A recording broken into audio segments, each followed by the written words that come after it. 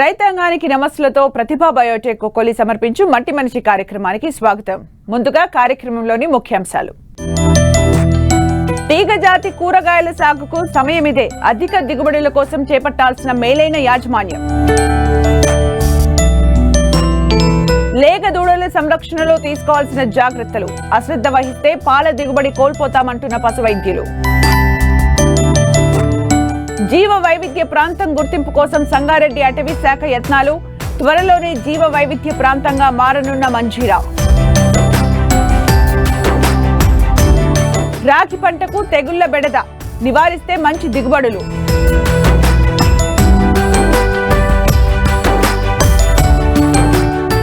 కూరగాయల సాగు రైతులకు ప్రతిరోజు ఆదాయం తెచ్చిపెడుతుంది. వ్యాపారులు ఉద్యోగుల కన్నా ఎక్కువగా సంపాదించే అవకాశం కల్పిస్తుంది. అలాంటి కూరగాయల పంటల్లో తీగజాతి కూరగాయలు ముఖ్యమైనవి. తక్కువ సమయంలోనే నాణ్యమైన పంట చేతికి వస్తుంది. అంతేకాకుండా వీటికి మార్కెట్లో ఎప్పుడూ మంచి డిమాండ్ ఉంటుంది. కాబట్టి ఖరీఫ్లో పందిరి విధానంలో సాగు చేసే రైతులు సరైన యాజమాన్య పద్ధతులు పాటిస్తే మంచి లాభాలు ఆర్జించే అవకాశం ఉంది.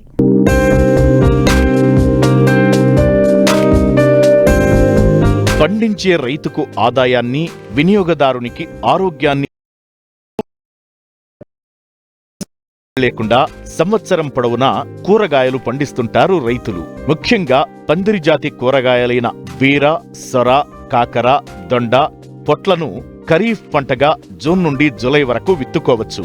వీటికి మార్కెట్లో మంచి డిమాండ్ ఉంటుంది. ముఖ్యంగా విశాఖ ఏజెన్సీ రైతులు నాటు రకాలను సాగు చేస్తూ ఉంటారు. అయితే నాణ్యమైన దిగుబడులను పొందాలంటే ఎలాంటి యాజమాన్య పద్ధతులు పాటించాలో తెలియజేస్తున్నారు విశాఖ జిల్లా చింతపల్లి ఉద్యాన పరిశోధనా స్థానం శాస్త్రవేత్త డాక్టర్ శివకుమార్. గిరిజన ప్రాంతాల్లో తేజాతి కూరగాయలటువంటి గుమ్మడి, పొట్ల, దోస, ఆనప, ఆగాకర వంటి కూరగాయలని ఎక్కువగా సాగు చేయడం జరుగుతూ ఉంది. ఈ మధ్యకాలంలోన బీర, కాకర వంటి కూరగాయలు కూడా కొంతమంది అభ్యుదయ గిరిజన రైతులు సాగు చేయడానికి ముందుకు వస్తున్నారు. అయితే ప్రధానంగా మన ఈ కూరగాయలని తీగజాతి కూరగాయలు చూసుకున్నట్లయితే జూన్ జూలై కాలంలోనూ, అదేవిధంగా జనవరి ఫిబ్రవరి కాలంలోనూ సాగు చేయడం జరుగుతుంది. జూన్ జూలై కాలంలో అయితే వర్షాధారంగాను, జనవరి ఫిబ్రవరి అయితే ఎక్కడైతే ఈ నీటి వసతి, కొండ వాగుల దగ్గర ఉండే కాలువల్లో నీటి వసతి ఉంటుందో అటువంటి ప్రాంతాల్లోనూ ఈ కూరగాయలని సాగు చేయడం జరుగుతూ ఉంది. మనకి ప్రధానంగా ఈ గిరిజన ప్రాంతాల్లోన దేశీయ సీడ్ని ఎక్కువగా, విత్తనాన్ని వాడుకొని ఎక్కువగా సాగు చేయడం జరుగుతుంది, పురాతనమైన రకాలని. సో ఈ విత్తనాన్ని కంపల్సరీగా విత్తన శుద్ధి చేసి మాత్రమే ప్రధాన పొలంలో విత్తుకోవాలి. సేంద్రీయ వ్యవసాయంలో చేసినట్లయితే ఒక కేజీ విత్తనానికి 20 గ్రాముల ట్రైకోడర్మా విరిడితో విత్తన శుద్ధి చేసుకోవాలి. అలా అదేవిధంగా రసాయనిక పద్ధతిలో చేసుకున్నట్లయితే 3 గ్రాముల థైరంను, అదేవిధంగా 5 గ్రాముల ఇమ్డాక్లోప్రిడ్తో విత్తన శుద్ధి చేసుకున్నట్లయితే మనకి ఈ భూమి ద్వారా సంక్రమించే తెగుళ్లను, అదేవిధంగా ఏంటంటే మొక్క తొలి దశలో వచ్చే రసం పీల్చే పురుగులను కూడా అరికట్టడానికి అవకాశం ఉంటుంది. అలాగే 2 నుంచి 3 నీటి తడులు కానీ లేకపోతే వర్షం పడిన తర్వాత పొలంలోనూ, అదేవిధంగా పొలం చుట్టూ గట్ల మీద కలుపు లేకుండా నివారణ చర్యలు చేసుకోవాలి. అదేవిధంగా ఏంటంటే గుప్పు చేసుకున్నట్లయితే 2-3 తడులు ఇచ్చిన తర్వాత గుప్పు చేసుకున్నట్లయితే నేల గుల్లబారి మొక్క పెరుగుదల కూడా బాగా ఉంటుంది. అలాగే 2 నుంచి 4 ఆకులు మొక్క దశలో ఉన్నప్పుడు లీటర్ నీటికి 3 గ్రాముల చొప్పున బోరాక్స్ అనే మందును కలిపి పిచికారీ చేయడం వల్ల ఆడపూల సంతతి ఎక్కువగా వచ్చి మొత్తం దిగుబడి ఎక్కువగా రావడానికి అవకాశం ఉంటుంది. అదేవిధంగా మొక్క పెరుగుదల నుంచి పూత దశ వచ్చే వరకు 5% వేపగింజల కషాయంతో కానీ, లేదు అంటే 1500 ppm గాఢత ఉండే వేప నూనెని లీటర్ నీటిగా 5 మిల్లీలీటర్ల చొప్పున కలిపి పిచికారీ చేయడం ద్వారా ఈ రసం పీల్చే పురుగుల్ని అరికట్టవచ్చు. ఈ రసం పీల్చే పురుగులు వైరస్ తెగులను కూడా వ్యాప్తి చేస్తాయి కనుక ఎర్లీ స్టేజ్లోనే రసం పీల్చే పురుగుల్ని అరికట్టుకోవడం మనకి చాలా ప్రాధాన్యత ఉంది. దాంతోపాటు తీగజాతి కూరగాయలని మనకి ఏజెన్సీ ప్రాంతంలో ఎక్కువగా పందిళ్ళ పైన కాకుండా నేలపైనే భూమికి సమాంతరంగా పెంచడం జరుగుతుంది. దీనివల్ల ఏంటంటే మనకి పండు ఏగ సమస్యలు, అదేవిధంగా వర్షాలు పడేటప్పుడు ఈ కాయలు కుళ్ళిపోవడం ఇలాంటి సమస్యలు ఉంటున్నాయి కనుక వీటిని శాశ్వత పందిళ్ళ పైన కానీ, లేకపోతే ఈ వెదురు కర్రలు మనకి ఏజెన్సీలో ఎక్కువగా అవైలబిలిటీలో ఉంటాయి కనుక ఆ వెదురు కర్రల పందిళ్ళ పైన కానీ మనం సాగు చేసుకున్నట్లయితే పండుగ సమస్య అనేది నివారించవచ్చు. అదేవిధంగా కాయకుల సమస్యను కూడా తగ్గించవచ్చు. అదే అలానే కాకుండా ఏంటంటే నాణ్యత కూడా, అంటే మట్టి అదంతా కాయకి తగలకుండా ఉంటుంది కనుక నాణ్యత కూడా బాగుంటుంది. మార్కెట్లో కూడా మనకి మంచి గిరాకీ ఉండి రైతుకి మంచి రేట్ అనేది వస్తుంది. అదేవిధంగా తీగజాతి కూరగాయల్లో చూసుకున్నట్లయితే ప్రధానంగా పెంకు పురుగు, తర్వాత పండుగ సమస్యలు, తర్వాత బూజు తెగులు, వైరస్ తెగుళ్ళు, ఆంత్రాక్నోస్ తెగులు, అదేవిధంగా వేరుకుళ్ళు తెగుళ్ళు అనేవి ప్రధాన సమస్యలు. ఈ సమస్యలు ఏంటంటే అది వచ్చినప్పుడే కాకుండా సమగ్ర యాజమాన్య పద్ధతిలో చేపట్టినట్లయితే ఈ తెగుల్ని కొంతవరకు రాకుండా అరికట్టుకోవచ్చు. అదేవిధంగా ఏంటంటే వచ్చిన వెంటనే మనం తగిన జాగ్రత్తలు తీసుకున్నట్లయితే దాన్ని కూడా అరికట్టుకోవచ్చు. ఈ సమగ్ర యాజమాన్య చర్యల్లో ప్రధానంగా ఏంటంటే వేసవిలో లోతు దుక్కులు చేసుకోవడం, తర్వాత చిరుధాన్యాలు, మొక్కజొన్న, జొన్న వంటి పంటలతోటి పంట మార్పిడి చేసుకోవడం, అలాగే విత్తన శుద్ధి చేసుకోవడం, తర్వాత కలుపు లేకుండా పొలం చుట్టుపక్కల కలుపు లేకుండా చేసుకోవడం వల్ల ఏంటంటే మనకి ఈ తెగుళ్ళు తగ్గించవచ్చు. ప్రధానంగా రసం పీల్చే పురుగులను, వైరస్లు ఈ కలుపు మొక్కల పైన ఆవాసాలు ఏర్పరచుకుని ఉంటాయి కనుక ఈ కలుపు తగ్గించడం వలన వాటిని కూడా నివారించడానికి అవకాశం ఉంటుంది. అదేవిధంగా ఏంటంటే ప్రతి 20 నుంచి 30 రోజులకు ఒకసారి ట్రైకోడర్మా విరిడిని నేలలో కానీ కలుపుకున్నట్లయితే ఈ భూమి ద్వారా సంక్రమించే తెగుళ్ళను కూడా నివారించుకోవడానికి అవకాశం ఉంటుంది. అదేవిధంగా పండు ఈగను నివారించడం కోసం మిథైల్ యూజినాల్ ఎర్రలు మనకి మార్కెట్లో కూడా అందుబాటులో ఉంటున్నాయి. ఈ మిథైల్ యూజినాల్ ఎర్రల్ని మనం పెట్టుకున్నట్లయితే ఈ పండు ఈగ ఉధృతిని గమనించడం జరుగుతుంది. అదేవిధంగా నివారించడానికి కూడా అవకాశం ఉంటుంది.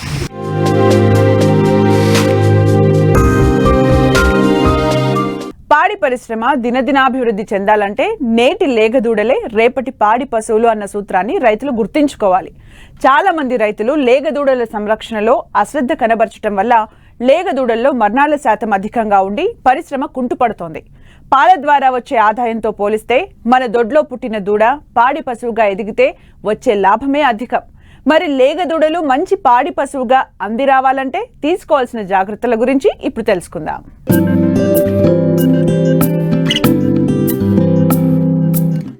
నేటి పెయ్య దూడలే రేపటి పాడి పశువులు. అవి రాబోయే రోజులలో పాల ఉత్పత్తికి పునాదులు. పెయ్య దూడల సంరక్షణలో ఏమాత్రం అశ్రద్ధ చేసినా రాబోయే రోజులలో దాని పాల ఉత్పత్తి సామర్థ్యాన్ని నష్టపోవలసి వస్తుంది. మొదటి 3-4 మాసాల వయసు అత్యంత కీలకమైనది కాబట్టి శాస్త్రీయంగా చేపట్టే దూడల పోషణ మందవృద్ధికి నాంది. ఆరోగ్యవంతమైన లేగదూడల పెంపకం డైరీ అభివృద్ధికి పునాది లాంటిది అనడంలో ఎలాంటి సందేహం లేదు. కానీ ఈ సత్యాన్ని గమనించని చాలా మంది రైతులు పాల ద్వారా వచ్చే ఆదాయంపైనే దృష్టి పెట్టి ఆ తర్వాత పశువుల మేపు భారమై కొత్తగా పశువులు కొనుగోలు చేసేందుకు శక్తి లేక అనతి కాలంలోనే డైరీలను మూసివేస్తున్నారు. ముఖ్యంగా దూడల పెంపకంపై ఉన్న నిర్లక్ష్యం వల్ల ఏటా 20 నుండి 30% పైగా మరణాలు సంభవిస్తున్నాయంటే అతిశయోక్తి కాదు. పాడి పరిశ్రమను ఒక ఆదాయ వనరుగా చూడడమే తప్ప దూరదృష్టి లేకపోవడమే దీనికి ప్రధాన కారణంగా చెప్పవచ్చు. మేలుజాతి లేగదూడల సంరక్షణకు పాడి గేదెలు లేదా ఆవులు చూడితో ఉన్నప్పటి నుంచే తగిన జాగ్రత్తలు తీసుకుని పుట్టిన 1.5 ఏడాది వరకు సంరక్షించగలిగితే 2వ ఏట చూడి కట్టి పాడి పశువుగా అందివస్తుంది. లేగదూడల సంరక్షణకు తీసుకోవాల్సిన జాగ్రత్తల గురించి తెలియజేస్తున్నారు ప్రకాశం జిల్లా ఒంగోలు మండల పశు వైద్య శాఖ సహాయ సంచాలకులు డాక్టర్ బి బసవశంకర్రావు. సాధారణంగా ప్రతి సంవత్సరం ఏటా 30% లేగదూడలు ఈ యాజమాన్య పద్ధతులు సరైన పాటించడం వల్ల చనిపోతూ ఉన్నాయి. మరి పడదూడల్లో మరి 30% మరణాలు ఉన్నట్టే మరి రైతుకి పూర్తిగా ఆర్థికంగా నష్టపోతాడు.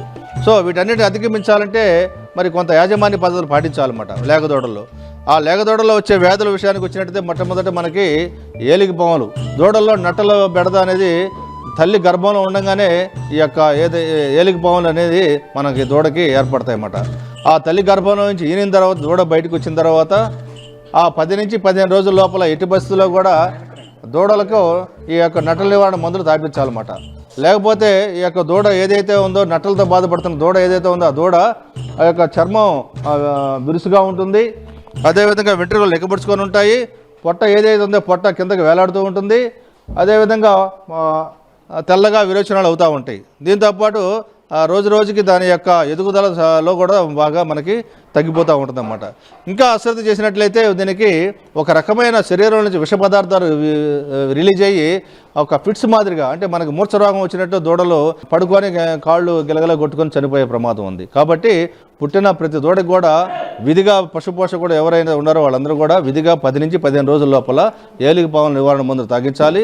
ఆ తర్వాత ప్రతి 21 రోజులకి ఒకసారి కూడా ఏలికపాముల మందుని 3 నెలల వయసు వచ్చే వరకు కానీ తాగించినట్లయితే మనం ఈ నట్టల నివారణ నుంచి, నట్టలు ఏదైతే ఉండేవో వాటి నుంచి మనం బారి నుంచి మనం దూడల్ని కాపాడుకోవచ్చు. దీంతోపాటు తెల్ల విరోచనాలు, సాధారణంగా దూడల్లో తెల్ల విరోచనాలు అనేది మరి పాలు ఒక దూడకి సరాసరి దాని యొక్క శరీర బరువులో 1/10 వంతు పాలు త్రాగించాలి. అంటే ఒక 25 కేజీలు ఉన్న దూడకి 2.5 లీటర్ల పాలు మనం రోజు దానికి త్రాగించాలి. కొన్ని సందర్భాల్లో రైతులు ఏంటంటే ఎక్కువ సందర్భాల్లో పాలు త్రాగించడం వల్ల ఈ యొక్క వ్యాధి వచ్చే అవకాశం ఉంది. ఈ దూడల్లో ముఖ్యంగా పుట్టిన 20 నుంచి 25 రోజుల లోపల ఈ వ్యాధి సోకే అవకాశం ఉంది. ఈ వ్యాధి సోకిన దూడల్లో తెల్లగా విరోచనాలు, బాగా దుర్గంధంతో కూడిన విరోచనాలు అవ్వటం, మరి పాలు తాగకుండా మెత్తగా ఉండడం, అదేవిధంగా కొన్ని సందర్భాల్లో ఈ యొక్క దూడలు చనిపోయే అవకాశం కూడా ఉంది.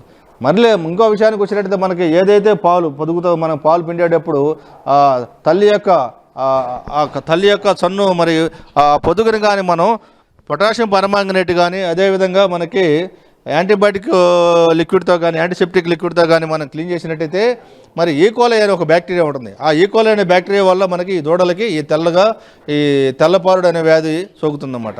సో అలాంటివి రాకుండా నివారణ చేసుకోవాలంటే మనకి ఈ పొదుగు ఏదైతే ఉందో ఆ పొదుగుని పాలు పిండిన తర్వాత, పాలు పిండక ముందు మనం పొటాషియం పర్మాంగనేట్ ద్రావంతో మనం కానీ డిప్పింగ్ చేసినట్లయితే ఆ ఈకోలై అనే బ్యాక్టీరియా ద్వారా మనకి ఈ తెల్ల విరోచనాల వ్యాధి నుంచి మనం దూడలను కాపాడుకోవచ్చు.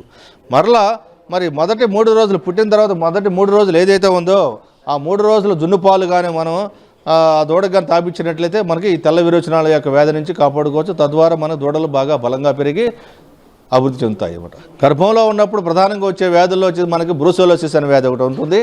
అది చాలా ప్రాణాంతకమైన వ్యాధి, పశువుల నుంచి మనుషులకు కూడా సంక్రమించే వ్యాధి అన్నమాట. సో ఈ బ్రూసెలోసిస్ అనే వ్యాధి అనేది మనకి ఎక్కువగా కలుషితమైన నీరు, కలుషితమైన ఆహారము, వ్యాధిగ్రస్తమైన ఆబోతులు ఏదైతే ఉందో మన పాడి పశువులు మనకు ఎదగా ఉన్నప్పుడు మనం ఆబోతుల ద్వారా మనం వాటిని దాటిస్తాం. ఆ బ్రూసెలోసిస్ వ్యాధితో సోకిన ఆబోతులు ఏదైతే ఉన్నాయో అవన్నీ కూడా మనకి ఆరోగ్యంగా ఉన్న ఆ యొక్క పశువులను దాటినప్పుడు తద్వారా మనకు ఆ వీర్య కణాల ద్వారా మనకి ఈ బ్రూసెలోసిస్ వ్యాధి ఆ పాడి పశువులకు వచ్చి పాడి పశువులు మరి సూడు నిలబడిన తర్వాత సూడు మీద చివరి 3 నెలలు ఏదైతే ఉందో 7, 8, 9 నెలల్లో గర్భం ధరించిన 7 నెలల్లో మనకి ఇసుకపోయే ప్రమాదం ఉంది.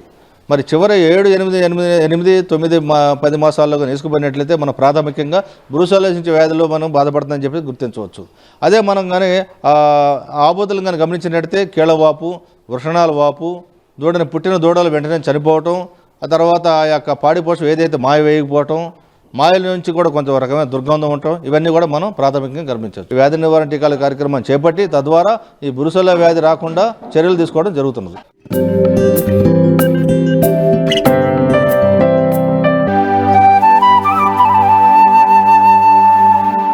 సంగారెడ్డి జిల్లాలోని మంజీరా అభయారణ్యానికి యునెస్కో గుర్తింపు దక్కించుకునేందుకు రాష్ట్ర అటవీ శాఖ ప్రయత్నాలు చేస్తోంది.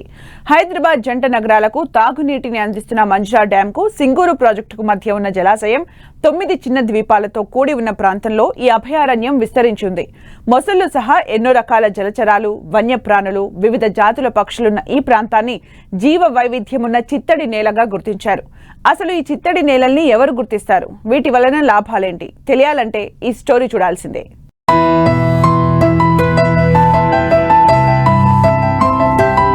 భూగర్భ జలాలను పెంచుతూ, వరదలను నియంత్రిస్తూ, నీటి నుంచి వ్యర్థాలను తొలగించి జీవ వైవిధ్యానికి ఎంతో తోడ్పడేవి చిత్తడి నేలలు. ఈ భూమిపై 2400 మాత్రమే ఉన్నాయి. మన తెలుగు రాష్ట్రాల్లో జీవ వైవిధ్య ప్రాంతంగా గుర్తింపు పొందినది ఆంధ్రప్రదేశ్లో 1 కొల్లేరు సరస్సు కాగా, రెండోది తెలంగాణ రాష్ట్రం సంగారెడ్డి జిల్లాలోని మంజీరా అభయారణ్యానికి ఆ లక్షణాలు ఉన్నట్లు అధికారులు గుర్తించారు. మంజీరా అభయారణ్యానికి యునెస్కో గుర్తింపు సాధించేందుకు అవసరమైన అర్హతలు, ప్రతిపాదనలను శాస్త్రీయంగా సిద్ధం చేసేందుకు అటవీ శాఖ environment protection training research institute తో కలిసి అధ్యయనం చేస్తోంది. ఈ అభయారణ్యానికి సంబంధించిన పూర్తి వివరాలు, సాంకేతిక అంశాలతో కూడిన ప్రాథమిక నివేదికను నేషనల్ వెట్లాండ్ బోర్డుకు పంపారు.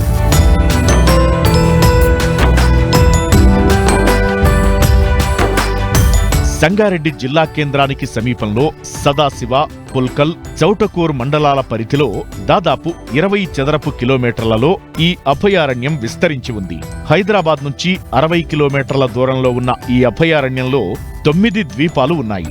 ఇక్కడ 303 పక్షి జాతులు ఉన్నాయి. వీటిలో 117 జాతులు ప్రపంచంలోని వివిధ దేశాల నుంచి వలస వచ్చినవి. 14 జాతుల ఉభయచరాలు, 57 రకాల చేప జాతులు, 32 రకాల సీతాకోక చిలుకలు, 25 అకశేరుకాలు, 25 ఆర్కినిడ్లు, 28 ఓడోనెట్స్, 31 రకాల సరీసృపాలు ఇక్కడ ఉన్నట్లు ఇప్పటికే అధికారులు గుర్తించారు. భారత్లో రామ్సర్ ఇప్పటి వరకు గుర్తించిన 80 చిత్తడి నేలల్లో లేని ఎన్నో ప్రత్యేకతలు ఇక్కడ ఉన్నాయంటున్నారు అటవీ శాఖ అధికారులు.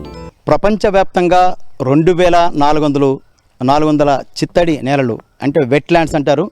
ఈ వెట్లాండ్స్ మన దేశంలో 80 వరకు ఉన్నాయి. మన తెలుగు రాష్ట్రాలు 2 రాష్ట్రాలు కలిపి ఒక కొల్లూరులో ఉంది. దాని తర్వాత మంజీరా పరివాహ ప్రాంతంలో ఉన్నటువంటి వెట్లాండ్ సంబంధించి ఇటీవల మనకు సమాచారం అందింది.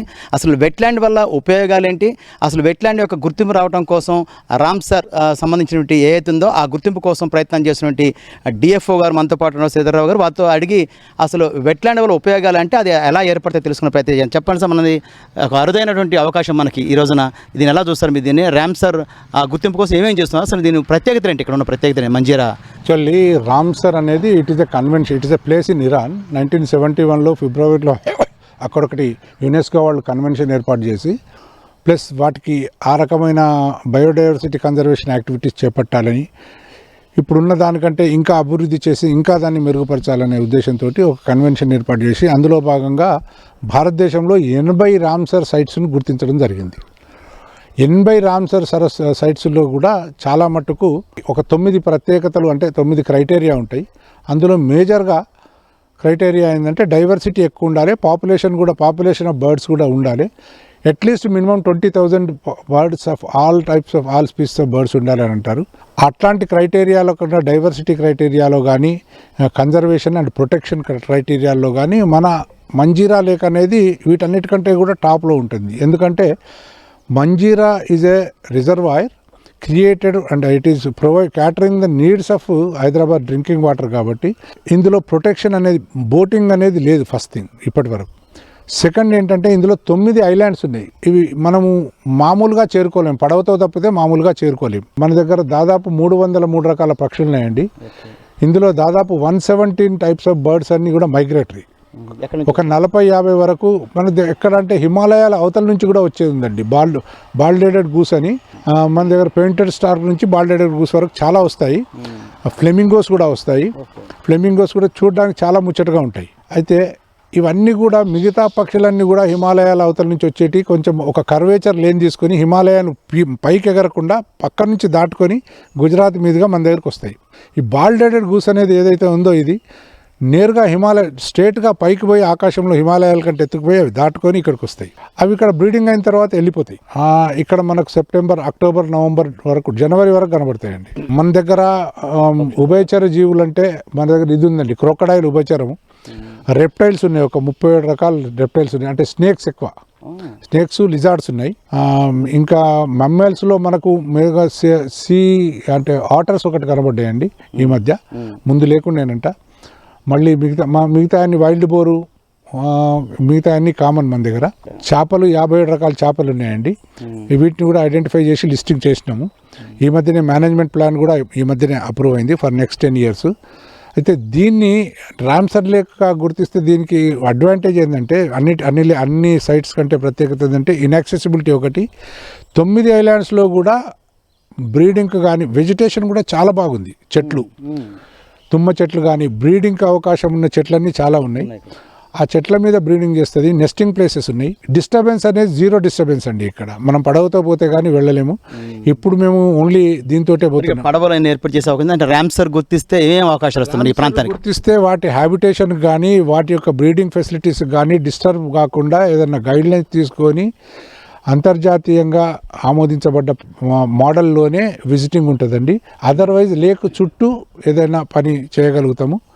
లేక్ బయట లోపల ఏది చేయాలన్నా కానీ మనం ఈ వైల్డ్ లైఫ్ సంబంధించిన గైడ్లైన్స్ను కన్జర్వేషన్ గైడ్లైన్స్ను చూసుకొని చేయాల్సి ఉంటుంది. రోజు వెట్లాండ్ డేను మనం ప్రతిసారి కంటే ఈసారి కొంచెం డిఫరెంట్గా మనం జరుపుకునే అవకాశాలు నేనైతే చెప్తానండి. అంటే రామ్సర్ గుర్తింపు వస్తే ఈ ప్రాంతం అంతర్జాతీయంగా మంచి గుర్తింపు వస్తుందండి. పర్యాటకులు కూడా వచ్చే అవకాశం ఉంది. పర్యాటకులకు ఎన్విరాన్మెంట్ ఎడ్యుకేషన్ సెంటర్ కానీ ఇక్కడ ఉండడానికి ఎకో టూరిజం డెవలప్మెంట్కి కానీ చాలా స్కోప్స్ ఉన్నాయి. ఎందుకంటే డ్యామ్ బయట కూడా శాంక్చురీ బయట కూడా పక్కన ఆనుకొని మనకి ఇక్కడ సైట్స్ ఉన్నాయి, డెవలప్ చేసుకోవడానికి స్కోప్ ఉంది. ఎకో టూరిజం కూడా బాగా డెవలప్ చేస్తే పబ్లిక్ని ఆకట్టుకుంటుంది. This will become a one of the best tourist places also, eco tourism places. And bird watchers who study the fauna, avifauna, వాళ్ళందరికీ కూడా it is a paradise already. Because మనకంటే ఎక్కువ కూడా బర్డ్ వాచర్స్ ఎక్కువ work చేసి వాళ్ళే listing out చేస్తున్నారండి బర్డ్స్ని. We're in constant touch with them. నిన్న కూడా వాళ్ళంతా వచ్చిండ్రు. They are very happy that they have presented more than the department. అంటే దేర్ ఆర్ ప్యాషనేట్గా బర్డ్ వాచింగ్ చేసేవాళ్ళు చాలా మంది ఉన్నారండి. ఒకటే సబ్జెక్ట్ని పట్టుకున్న వాళ్ళు every Sunday, every holiday morning they will come by 5 o'clock. వాళ్ళకు 8 వరకు ఇక్కడ లేక్ చుట్టూ తిరిగి బై వాక్ తిరుగుతారు. మేము కూడా అప్పుడప్పుడు జాయిన్ అవుతుంటాము. తిరిగి వాళ్ళు బర్డ్స్ అంతా కూడా ఏ బిహేవియరు, మూమెంటు, కొత్త ఏమన్నా వస్తున్నాయా బర్డ్స్, ఇవన్నీ కూడా వాళ్ళు స్టడీ చేసి డాక్యుమెంటేషన్ చేస్తున్నారండి. That is there. ఎందుకంటే డిపార్ట్మెంట్లో ఫుల్ ప్లెడ్జ్డ్గా మనం దానికోసం కేటాయించలేం కాబట్టి వీఆర్ టేకింగ్ దేర్ హెల్ప్. ఇది మొత్తం మీద చూసుకున్నప్పుడు అంతర్జాతీయంగా ఒక అద్భుతమైన ప్రాంతంగా రామ్సర్ గుర్తిస్తే మంజీరా ఈ పర్యావరణ ప్రాంతం వెట్లాండ్ మాత్రం మన భారతదేశంలో ఇప్పటివరకు ఉంటే 80 ఏవైతే ఉన్నాయి వెట్లాండ్ వాటికంటూ అద్భుతంగా ఇది ఇక్కడ స్పీసీస్ కూడా ఎక్కువగా ఉన్నాయి. దీన్ని రామ్సర్ గుర్తింపు పొందితే మాత్రం ఇది అంతర్జాతీయ స్థాయిలో పర్యాటకులు కూడా వచ్చే అవకాశం ఉందని కూడా డిఎఫ్ఓ సేదరావు గారు చెప్తున్నారు. ఆ దిశగా ఇక్కడ ప్రయత్నాలు జరగ మనం కోరుకుందాం. ఈ అద్భుత ప్రాంతానికి అంతర్జాతీయ గుర్తింపు వచ్చేలా రామ్సర్ కన్వెన్షన్ కు ప్రతిపాదనలు ఇప్పటికే వెళ్లాయి. రాష్ట్ర ప్రభుత్వం కూడా దీనిపై చొరవ చూపితే తెలంగాణలో జీవ వైవిధ్య అంతర్జాతీయ పర్యాటక కేంద్రంగా మంజీర చిత్తడి నేల ప్రాచుర్యంలోకి వచ్చే అవకాశం ఉంటుంది అనడంలో ఏమాత్రం అతిశయోక్తి లేదు.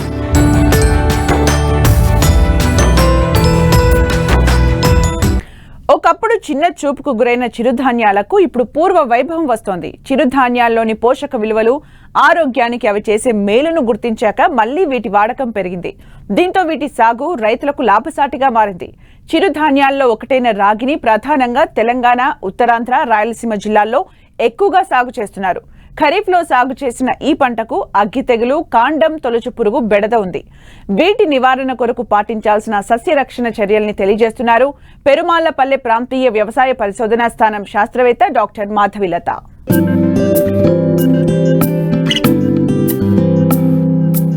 ఖరీఫ్లో సాగు చేసిన రాగి పంటకు అగ్గి తెగులు, కాండం తొలుచు పురుగు ప్రధాన సమస్యగా మారాయి. పంట ప్రారంభంలో ఆకుల మీద, కంకి దశలో మెడవిరుపు తెగులుగా వ్యాప్తి చెంది దిగుబడులకు తీవ్ర నష్టం కలిగిస్తోంది అగ్గి తెగులు. వీటి ఉధృతి అధికంగా ఉంటే నివారణ చర్యలు చేపడితే మంచి దిగుబడులు పొందే అవకాశముంటుంది. మరి ఆ సస్యరక్షణ చర్యలేంటో పెరుమాళ్లపల్లె ప్రాంతీయ వ్యవసాయ పరిశోధనా స్థానం శాస్త్రవేత్త డాక్టర్ మాధవీలత ద్వారా తెలుసుకుందాం. రాగి పంటలో మనకు ముఖ్యమైన తెగులు వచ్చి అగ్గి తెగులు. అలాగే పురుగుల్లో అయితే కాండం తొలుచు పురుగు మనకు అప్పుడు మనకి ఈ పంటలో కనిపిస్తూ ఉంటుంది. ఈ అగ్గి తెగులు అనేది మనము ఈ వరి పంటలో కూడా వస్తూ ఉంటుంది. అట్లాగే రాగి పంటలో కూడా అగ్గి తెగులు ఎక్కువగా వస్తుంది. ఈ అగ్గి తెగులు మనకు 3 దశల్లో కనిపిస్తుంది. మొక్కల ఆకుల పైన ఒకసారి ఒక స్టేజ్లో కనిపిస్తూ ఉంటుంది. తర్వాత స్టేజ్లో కాండం పైన వస్తుంది. ఆ కాండం పైన తర్వాత స్టేజ్లో ఈ కంకుల పైన కనిపిస్తూ ఉంటుంది. మనకు ఆకుల పైన మచ్చలు కనిపించిన వెంటనే ఈ కార్బండిజం అనే మందు ఉంటుంది. ఆ కార్బండిజం అనే మందుని 1 గ్రాము 1 లీటర్ నీటికి కలుపుకొని మొక్కల పైన పిచికారీ చేసుకోవాలి. లేదు ఈ తెగులు ఇంకా ఉధృతి ఎక్కువగా ఉంది అంటే కార్బండిజం అనే మందును ముందు ఒకసారి, తర్వాత వారం రోజులు వ్యవధిలో మళ్ళీ ఇంకొకసారి పిచికారీ చేసుకున్నట్లయితే మనం ఈ తెగులను పూర్తిగా నివారించుకోవచ్చును. కంకిలో ఆశించినప్పుడు తాలుగింజలు ఏర్పడతాయి అన్నమాట. ఆ తాలుగింజలు ఏర్పడినప్పుడు మనకు దిగుబడి అనేది తగ్గుతుంది. కాబట్టి ఇది ఆకు దశలో ఉన్నప్పుడే మనం ఈ తెగుల్ని నివారించుకోవాలి. ఈ అగ్గి తెగులు తర్వాత మనకి ఇంకా రాగి పంటలో ఎక్కువగా కాండం తొలుచు పురుగు అనే పురుగును గమనిస్తూ ఉంటాము. ఈ కాండం తొలుచు పురుగు వచ్చినప్పుడు పంటలో మనకు మువ్వు కుళ్ళిపోయి మువ్వు ఎండిపోతుందన్నమాట. లేదు కంకి దశలో ఏర్పడినప్పుడు తెల్ల కంకులుగా మారి గింజలు రాకుండా ఉండి కంకులు మనం లాగినప్పుడు సులభంగా వస్తాయి. మనం ఈ పురుగుని ఎక్కువగా గమనించినప్పుడు పంటలో 1 లీటర్ నీటికి 1.6 మిల్లీలీటర్ల మోనోక్రోటోఫాస్ మందును కలుపుకొని మనం పంటపై పిచికారీ చేసుకోవాలి. కనీసం 1 మీటరు పొలంలో 5 నుంచి 10 తెల్ల కంకులు కానీ ఇవి గమనించినట్లయితే నివారణ చర్యలు తీసుకున్నట్లయితే మనము ఎక్కువ దిగుబడులు పొందడానికి అవకాశం ఉంటుంది. రాగి పంటకు మార్కెట్లో అధిక డిమాండ్ ఉంది. అలాగే అధిక దిగుబడినిచ్చే మేలైన రకాలు కూడా అందుబాటులోకి రావడం చాలా మంది రైతులు సాగుకు మొగ్గు చూపుతున్నారు. అయితే రాగి సాగులో మేలైన యాజమాన్య పద్ధతులు పాటిస్తే మంచి దిగుబడులను సాధించే అవకాశం ఉంది.